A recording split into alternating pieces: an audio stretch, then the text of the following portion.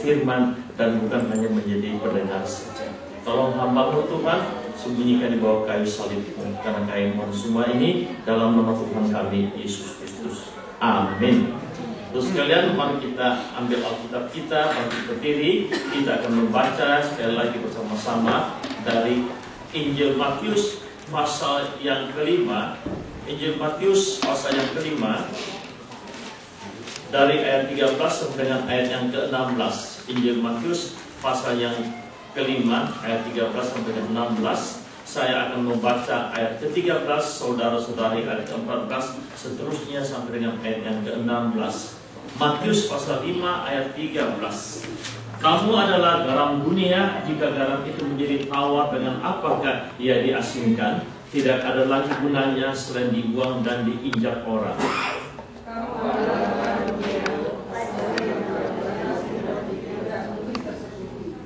Lagi pula orang tidak menyalakan pelita lalu meletakkannya di bawah kantang, melainkan di atas kaki dia, sehingga menerangi semua orang di dalam rumah itu.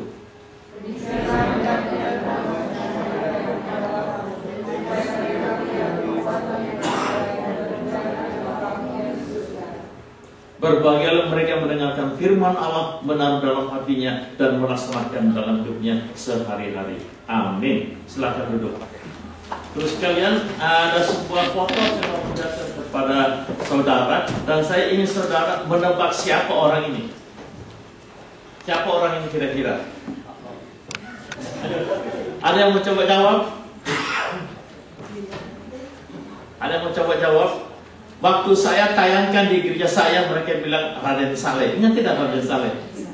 Orang Indonesia harus ingat dong. Ya. Itu pelukis yang terkenal. Salah. Orang ini adalah gambar begitu sekali. Dia adalah Mahatma Gandhi. Ya. Oh, Mahatma Gandhi. Nah, satu hari ada seorang misioneri datang kepada Mahatma Gandhi. Dia mengatakan, apakah yang menjadi penghalang terbesar pertumbuhan Kristen di India? Lalu Mahatma Gandhi dia berkata, Kristen. Yang paling menghambat pertumbuhan kekristenan di India adalah orang Kristen. Apa sebabnya saudara sekalian? Karena dia mempunyai pengalaman ketika dia berada di Afrika Selatan ketika masih muda.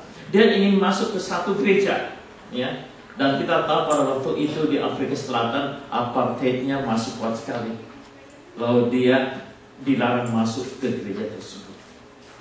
Pengalaman itu berkesan sekali. Nah, sekalipun Mahatma Gandhi adalah pengagum daripada khotbah di Bukit Tuhan Yesus, Matius 5 sampai dengan 7.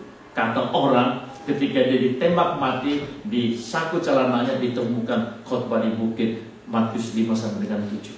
Dia pengagum ajaran Yesus, tetapi karena dia melihat kehidupan orang Kristen, maka dia mengatakan penghambat yang utama adalah orang Kristen sendiri. Nah, saudara sekalian, mengapa? Karena kita lupa akan ajaran Yesus yang terdapat di dalam Injil Matius, yaitu menjadi garam dunia. Yesus berkata, engkau adalah garam dunia. Apa gunanya garam itu jika dia menjadi tawar dan tidak asin lagi? Saudara-saudara sekalian, mengapa kita perlu menjadi garam? Yang pertama, kita dipilih untuk menjadi garam. Nah, kita semua tahu bagaimana membuat garam kalau di Indonesia, ya. Siapa di sini asal dari Pulau Madura, ada tidak? Surabaya pasti banyak lah, Madura tidak ada ya. Madura terkenal sebagai pulau garam. Nah, kita tahu bagaimana membuat garam itu. Garam dibuat sebagian air laut disisihkan, lalu dimasukkan ke dalam tambak. Jadi bukan semua air laut, sebagian air laut diambil, lalu ditambak, lalu dijemur, lalu kering, lalu menjadi garam. Itulah saudara dan saya. Dari sebagian penduduk dunia ini, saudara dan saya dipilih oleh Tuhan untuk menjadi garam dunia ini.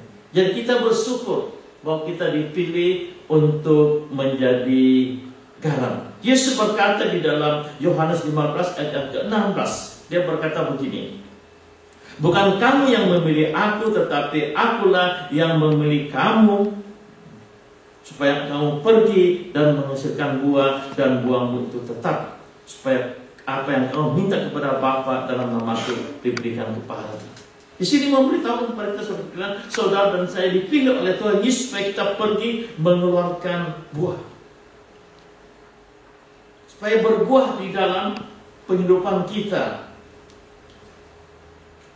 Kemudian di dalam 1 Korintus pasal 15 ayat 10, di situ dikatakan, tetapi karena kasih karunia Allah aku adalah sebagaimana aku ada sekarang, dan kasih karunia yang dianugerahkannya kepadaku tidak sia-sia. Sebaliknya aku bekerja lebih keras daripada mereka semua, tapi bukannya aku, melainkan kasih karunia Allah yang menyertai aku. Ini pernyataan daripada Paulus.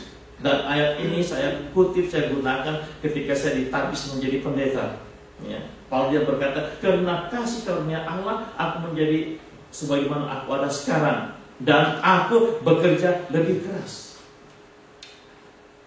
Tanggal 31 Juli yang lalu, saya kolaps di rumah sakit, pendarahan dan hampir mati. Ya, karena tekanan darah ditemukan hanya 80/50. Kalau saya mati tidak ketemu saudara hari ini. Jadi hari ini ketemu saudara, sungguh-sungguh saya bukan roh saya, tapi orangnya. Kalau bagaimana saudara sekalian. Ya. Nah, setelah saya keluar dari rumah sakit, lalu orang-orang mengatakan, ya Pak Bob, jangan terlalu capek.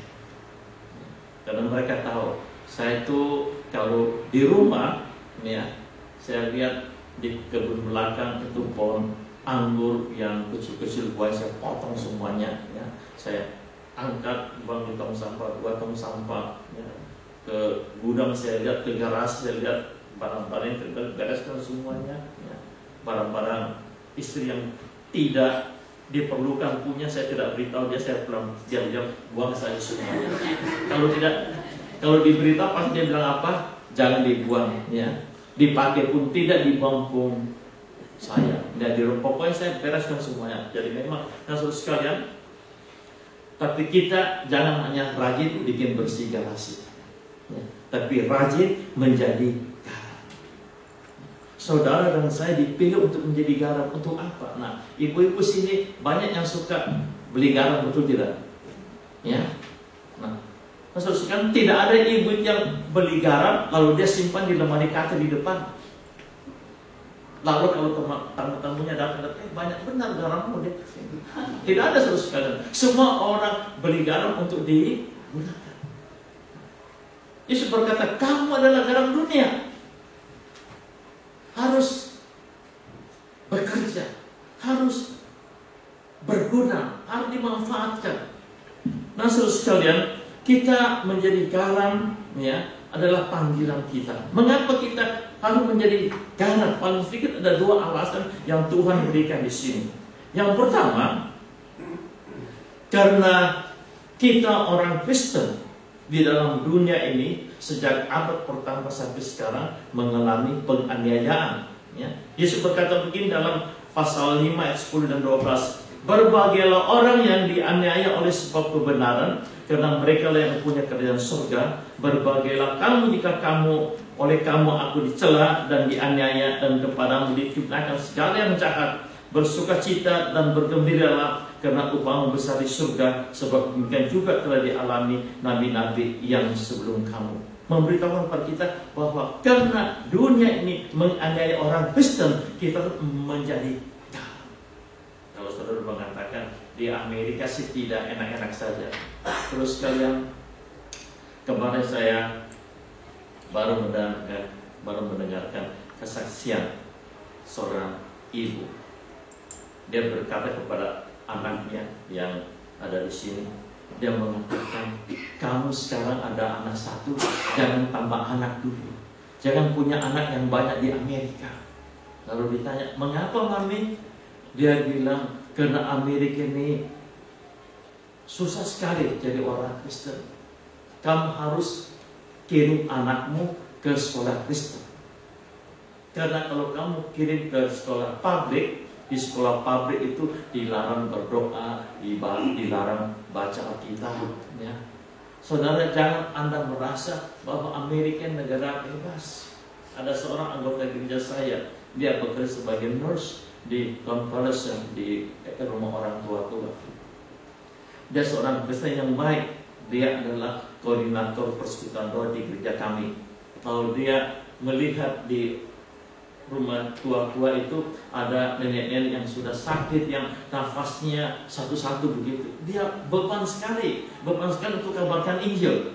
Dan dia ingat di Amerika dilarang untuk kabarkan Injil. Kabarkan Injil saja dilarang juga. Ajak orang ke Las Vegas tidak dilarang di sini, betul tidak? Ya. Tapi ajak orang masuk ke